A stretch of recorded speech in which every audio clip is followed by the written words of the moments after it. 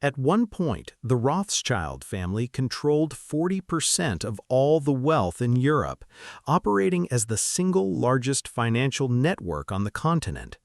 Every major government loan, war funding effort, and economic crisis flowed directly through their hands. By 1850, their combined assets exceeded $350 million, which represents several trillion dollars in modern economic terms. Their dominance was not an accident of history, but the result of a meticulously calculated strategy pioneered by the patriarch Mayer Amschel Rothschild. He positioned his 5 sons across Europe's primary financial hubs in London, Paris, Vienna, Naples, and Frankfurt. Instead of physically transporting chests of gold across international borders, the family moved information through an elite courier network.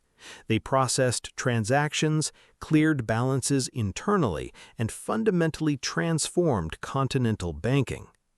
Behind this vast financial web was an exceptionally strict set of internal governance rules designed to keep capital consolidated within the male bloodline forever. Mayer Amschel recognized that the greatest threat to a family fortune did not come from market forces or competing banking houses, but from inheritance divisions and marriages. When daughters in wealthy families married, custom dictated that their share of the family capital moved into the hands of their new husbands. Mayer saw that over successive generations, outside families could marry their way into Rothschild boardrooms, dilute the capital, and fracture the institution from within. To prevent this existential threat, Mayer took a radical and controversial step in 1810 when establishing the formal partnership of Mayer Amschel Rothschild and Sons.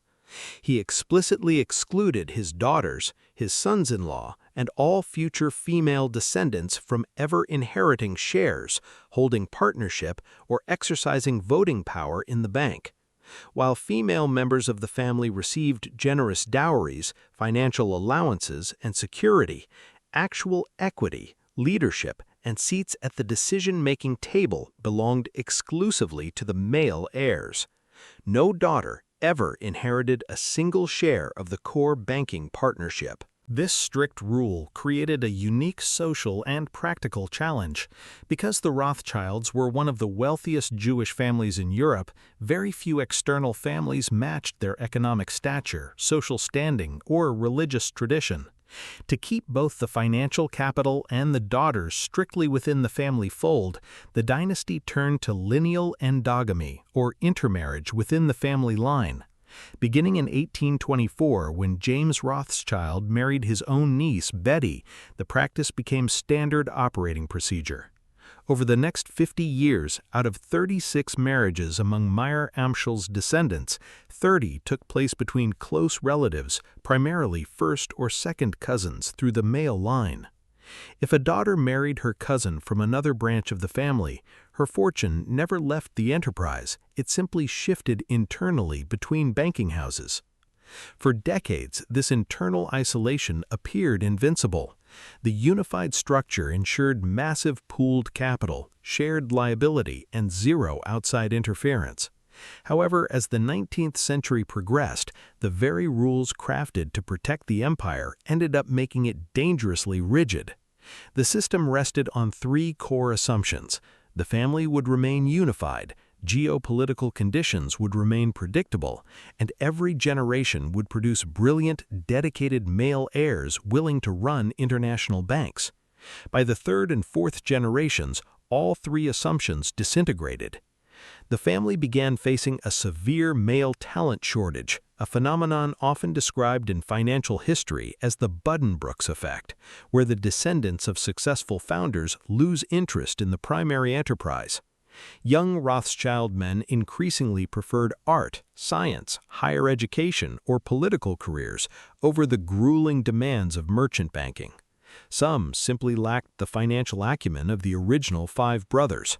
By 1874, the institution was forced to create a category of sleeping partners, family members who collected passive profits without participating in operations. Because the founding rules prohibited non-family partners or female family members from heading new branches, this male talent shortage prevented the Rothschilds from expanding into emerging economic powerhouses. Most critically, they completely missed establishing a dedicated branch in the United States, right as global economic gravity was shifting across the Atlantic. The catastrophic consequences of refusing to let women inherit or manage branches played out in real time. In Naples, the branch established by Karl Mayer faced a leadership crisis when his successor, Adolf, had no sons and only daughters. Because the governance code strictly forbade women from taking control of the bank and no eligible male heir was available to relocate, the Naples branch was forced to permanently shut down in 1863. An even more symbolic tragedy occurred 38 years later in Frankfurt, the original birthplace of the entire Rothschild empire. When the last two male partners managing the Frankfurt house passed away in 1901, they left behind 10 children, but every single one of them was female. Because the founding mandate remained absolute, no daughter could inherit or manage the branch. As a result, the original ancestral bank of the Rothschild empire closed its doors forever. Although the family possessed full legal authority to modify their internal partnership agreements, they chose tradition over survival, allowing their own founding rules to dismantle their roots. Geopolitical instability, state expropriations, and the destruction of World War II further fractured what remained of the network. By the mid-20th century, the unified five-branch web was reduced to two isolated survivors in London and Paris, operating as entirely separate entities without a centralized strategy.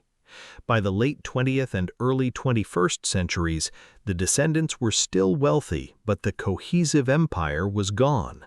The internal friction culminated between 2015 and 2018 in a public court battle between different family branches over the trademark rights to the Rothschild name in modern wealth management. Mayer Amschel Rothschild built an unprecedented empire through discipline, internal coordination, and strict governance. Yet by denying his daughters inheritance and institutional leadership, he created a brittle system, incapable of adapting to generational change, ultimately causing the decline of the greatest financial dynasty in European history.